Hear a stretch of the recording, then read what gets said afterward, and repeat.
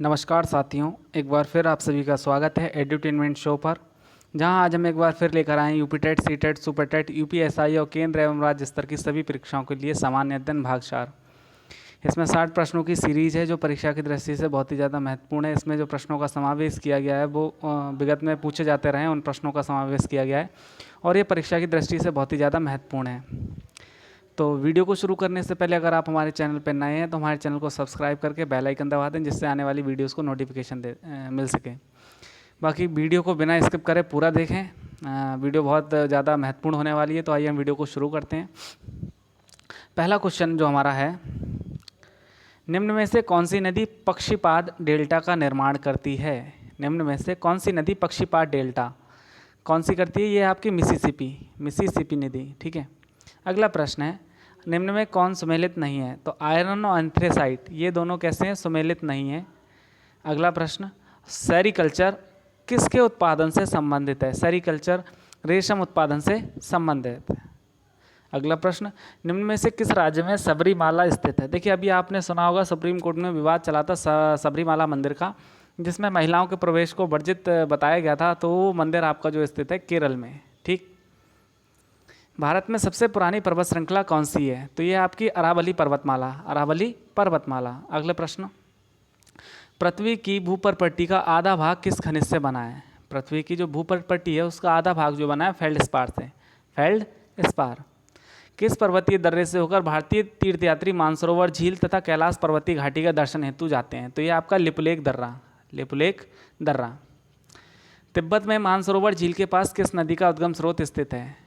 तो 3 नदियों का है, सिंधु, सतलज और ब्रह्मपुत्र। विश्व का सबसे बड़ा नदी द्वीप माजुली का निर्माण करने वाली नदी ब्रह्मपुत्र। देखिए, जो ब्रह्मपुत्र नदी है ये असम में विश्व का सबसे बड़ा नदी द्वीप माजुली नाम का जो है उसे निर्मित करती है। पृथ्वी के उत्तरी ध्रुव एवं दक्षिणी ध्रुव को मिलाने वाली रेखा क्या कहलाती है? तो इसको हम बोलते हैं देशांतर रेखा। अगला प्रश्न हमारा, छोटा नागपुर पठारी प्रदेश का सबसे प्रमुख नगर कौन सा है? तो यह है आपका रांची। कौन सा? रांची। कोचीन का जुड़वा नगर कौन सा है? देखिए, कोचीन का जो जुड़वा नगर है एर्नाकुलम। बहुत सारे हमारे देश में जुड़वा राज्य हैं, जैसे हैदराबाद और सिकंदराबाद। ऐसी कोचीन का जो जुड़वा नगर है वो है एर्नाकुलम। विश्व का एकमात्र हिंदू राष्ट्र कौन सा है? तो ये आपका नेपाल है। एकमात्र हिंदू राष्ट्र नेपाल। पृथ्वी की अनुमानित आयु निम्न में से कितने वर्ष है? तो इसकी जो अनुमानित आयु 400 करोड़ वर्ष है। सन 1902 में भारत की सबसे पहली जल विद्युत परियोजना निम्न में से कहाँ स्थापित की गई थी? तो यह स्थापित की गई थी शिवसमुद्रम। ठीक। अगला प्रश्न, निम्न में से किस क्षेत्र में विश्व का सर्वाधिक पशुओं का मांस उत्पादित किया जाता है? तो ये आपका पंपास क्षेत्र, अर्जेंटीना। देखिए, पंपास क्या है? घास के मैदान है जो कि अर्जेंटीना में पाए जाते हैं। तो यहाँ पे सर्वाधिक पशुओं का मांस जो है उत्पादित किया जाता है। निम्न में कौन सी स्थलाकृति ज्वालामुखी क्रिया से संबंधित नहीं है? देखिए, गेसर जो स्थलाकृति है वो ज्वालामुखी से संबंधित नहीं है। अगला प्रश्न, कौन पृथ्वी का एक स्थायी खंड नहीं है? तो हिमालय पर्वत जो है पृथ्वी का एक स्थायी खंड नहीं है। अगला प्रश्न, निम्न में कौन एक अधात्विक खनिज है? जिप्सम जो है आपका एक अधात्विक खनिज है। यदि पृथ्वी एवं अंतरिक्ष के बीच वायुमंडल को हटा हुआ माना जाए तो आसमान का रंग कैसा होगा?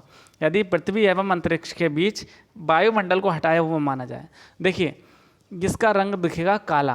कैसा? काला। जो हमें आकाश का रंग नीला दिखाई पड़ता है, ये किसकी वजह से पड़ता है? प्रकाश प्रकीर्णन की वजह से। जो वायु में प्रकाश का प्रकीर्णन होता है उसकी वजह से आकाश का रंग हमें नीला दिखाई देता है।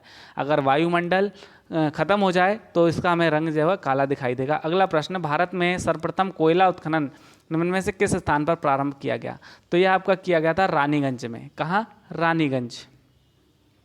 अगला प्रश्न हमारा, निम्न में से किसकी वृद्धि देश में सबसे तीव्र गति से हो रही है? तो महिला साक्षरता में देश में दिन प्रतिदिन जो है वृद्धि हो रही है और सबसे तीव्र गति से हो रही है, और ये बहुत अच्छी बात है। निर्माण की दृष्टि से निम्न में कौन सी चट्टान सर्वाधिक प्राचीन है? तो सबसे प्राचीन चट्टान जो है वो आपकी आग्नेय चट्टान है। देखिए, चट्टान जो है 3 प्रकार की होती हैं, आग्नेय और रूपांतरित और कायांतरित तो एक ही है, और अवसादी। 3 प्रकार की चट्टानें जो हैं पाई जाती हैं। अगला प्रश्न, निम्न में कौन महाराष्ट्र में स्थित नहीं है? महाराष्ट्र में देखिए अमरनाथ की गुफाएं जो है महाराष्ट्र में स्थित नहीं है। अजंता एलोरा महाराष्ट्र में है और अमरनाथ की यही है आपकी जम्मू कश्मीर में, श्रीनगर, जम्मू कश्मीर। विश्व का सबसे ऊंचा ज्वालामुखी पर्वत कोटोपैक्सी कहाँ स्थित है? तो ये आपका स्थित है Ecuador, Philippines. Ecuador, Philippines. Omkareshwar जल विद्युत संयंत्र से ऊर्जा उत्पन्न होती है। कितनी ऊर्जा उत्पन्न होती है? 520 मेगावाट। 520 मेगावाट। तुलबुल परियोजना निम्न में किस नदी से संबंधित है? ये देखिए टेट में आया हुआ क्वेश्चन है, बहुत इंपॉर्टेंट है। तुलबुल परियोजना जो है झेलम नदी से संबंधित है और झेलम जो है आपका ये कश्मीर से होकर गुजरती है। सरदार सरोवर परियोजना किस नदी पर चल रही है? सरदार सरोवर परियोजना नर्मदा नदी पर। देखिए अभी आपको एक न्यूज़ देखी होगी आपने, स्टैचू ऑफ यूनिटी जो बना है वो बना है सरदार सरोवर बांध पे, नर्मदा नदी के तट पर, ठीक है। और सरदार वल्लभ भाई पटेल की मूर्ति बनाई गई है, तो ये उसी नदी पर बनाई गई है, नर्मदा नदी पर। उस बांध का नाम है सरदार सरोवर बांध। मालवीड प्रक्षेप की सबसे प्रमुख विशेषता क्या है? तो इसकी सबसे जो प्रमुख विशेषता है वो है इसका शुद्ध क्षेत्रफल। शुद्ध क्षेत्रफल, नेट एरिया। सर्वोत्तम इंडिया शब्द का प्रयोग भारत के किस भाषा में किया गया था? तो ये किया गया था ग्रीक भाषा में, ग्रीक भाषा में। अगला, निम्न में से किस नदी को ओडिशा का शोक कहा जाता है? तो ये कहा जाता है महानदी को। देखिए शोक का मतलब क्या होता है, बहुत सारी ऐसी नदियाँ होती हैं जो अपना रास्ता बदलने के कारण या ज़्यादा बाढ़ आने के कारण उनको शोक घोषित कर दिया जाता। जैसे बंगाल का शोक जो है दामोदर नदी, बिहार का शोक जो है कोसी नदी, उड़ीसा का शोक महानदी, चीन का शोक ह्वांगो नदी। तो ये जो है नदियाँ अपना मार्ग जो है इनका मतलब चेंज करने के कारण बहुत ये जनधन की हानि करती हैं, इसलिए इनको शोक घोषित कर दिया गया है। पृथ्वी के किस भाग में निकिल और लोहे की प्रधानता है? निकिल और लोहे की। देखिए पृथ्वी के 3 भाग होते हैं, स्याल, सिमा, निफे। तो निफे में क्या होता है? निकिल और फेरस। नी से निकिल और फे से फेरस। निकिल और फेरस जो है सबसे ज़्यादा सबसे नीचे वाले भाग में पाया जाता है, जिसका नाम होता है निफे, ठीक है, जिसको हम कोर भी कहते हैं। निम्न में कौन सी नदी एस्चुरी डेल्टा नहीं बनाती? तो महानदी जो है आपकी एस्चुरी डेल्टा नहीं बनाती है। अगला प्रश्न, बोस्निया का सबसे प्रमुख पर्वत कौन सा है? तो डिनेरिक आल्पस। डिनेरिक आल्पस जो है बोस्निया का सबसे प्रमुख पर्वत है। कोला प्रायद्वीप निम्न में किस देश में स्थित है? तो ये आपका स्थित है रूस में। कहाँ? रूस में। अगला प्रश्न, गहरी जड़ों वाली फसलों के लिए सबसे उपयुक्त मिट्टी कौन सी है? तो काली मिट्टी। कौन सी? काली मिट्टी। देखिए काली मिट्टी जो है कपास की खेती के लिए सबसे उत्तम है, लेकिन गहरी जड़ी वाले फसलों के लिए भी ये उत्तम है। निम्न में किस फसल को प्रति हेक्टेयर अधिक जल की आवश्यकता पड़ती है? तो सबसे ज़्यादा जो आवश्यकता पड़ती है जल की वो गन्ने की फसल के लिए पड़ती है, ठीक है, क्योंकि इसकी अवधि है वो सर्वाधिक होती है, मतलब सबसे ज़्यादा अवधि में तैयार होने वाली फसल है, तो इसको जल की आवश्यकता भी अधिक पड़ती है और इसका उत्पादन भी अधिक होता है। निम्न में किसकी गणना नकदी फसल के अंतर्गत की जाती है? देखिए नकदी फसल की हम बात करें, कपास, चाय, जूट, ये फसलें ऐसी होती हैं जो हमें मतलब एक तरीके से कहते हैं कैश, इनको कैश क्रॉप्स कहते हैं। अगला प्रश्न है, माउंट एवरेस्ट जिसकी ऊंचाई 8,848 मीटर है के बाद विश्व की दूसरी सर्वोच्च पर्वत श्रेणी कौन सी है? तो देखिए नंबर 1 पे माउंट एवरेस्ट है विश्व की, और नंबर 2 पे है mount K2 Godwin Austen. Mount K2 Godwin Austen. अगर भारत की बात करें तो ये भारत की सबसे ऊंची चोटी है, विश्व की बात करें तो ये दूसरे नंबर पे है। नदियों द्वारा अपने किनारों पर प्राकृतिक रूप से बनाए गए बांधों को किस नाम से जाना जाता है? तो उन्हें हम बोलते हैं तटबंध। क्या बोलते हैं? तटबंध। अगला प्रश्न, स्थल मंडल का तात्पर्य है पृथ्वी की बाह्य पपड़ी या परपटी। जैसे जो स्थल मंडल का मतलब होता है पृथ्वी का ऊपरी भाग, तो वो क्या होती है? पृथ्वी की बाह्य पपड़ी होती है। पृथ्वी की 3 लेयर्स होती हैं, अभी बताया हमने आपको, स्याल, सिमा और निफे।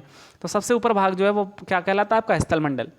खैबर दर्रे से कौन से दो देश जुड़े हुए हैं? तो अफगानिस्तान और पाकिस्तान के जो बीचों बीच में स्थित है उसका नाम है खैबर दर्रा। निम्न में से किस नदी को बिहार का शोक कहा जाता है? तो बिहार का शोक कहा जाता है कोसी को।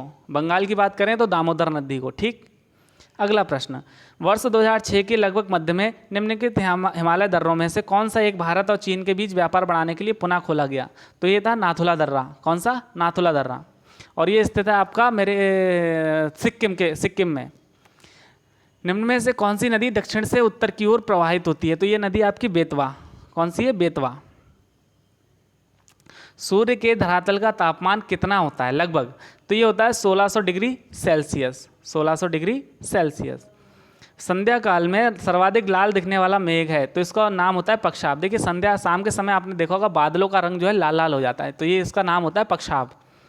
पृथ्वी के आरंभिक वातावरण में क्या नहीं था? ऑक्सीजन नहीं था। देखिए पृथ्वी का जब शुरू हुआ था, ठीक है, तो उस समय ऑक्सीजन नहीं थी, जिसकी वजह से प्राणियों में मतलब जीवन की उत्पत्ति नहीं हुई, लेकिन धीरे धीरे धीरे धीरे ऑक्सीजन की उत्पत्ति हुई और उसके बाद ये जीवन सृष्टि का आरंभ हुआ। अगला जो प्रश्न है, बेंगुला जिसको हम वेनेजुला भी बोलते हैं की धारा कैसी है? तो यह ठंडी महासागरीय धारा है, ठंडी महासागरीय धारा। किस प्रकार के मौसम में नुकीली पत्ती वाले वन पाए जाते हैं? साइबेरियन। देखिए इनको हम बोलते हैं शंकुधारी वन, तो ये जो है साइबेरियन वन पाए जाते हैं, ठीक है। इनको साइबेरिया मतलब कह सकते हैं, इसको हम बर्फीले इलाकों में पाए जाते हैं। कालीमंथन जिस द्वीप का अंग है वह है, कालीमंथन देखिए बोर्नियो का अंग है। किसका? बोर्नियो का।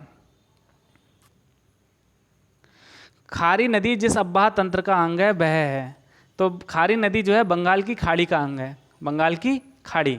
क्षेत्रफल की दृष्टि से राजस्थान का सबसे बड़ा जिला कौन सा है? तो ये आपका होगा जैसलमेर। कौन सा? जैसलमेर। निम्न में से कौन सी जलधारा अटलांटिक महासागर में प्रभावित होती है? तो इसका नाम है सुषमा धारा, सुषमा धारा।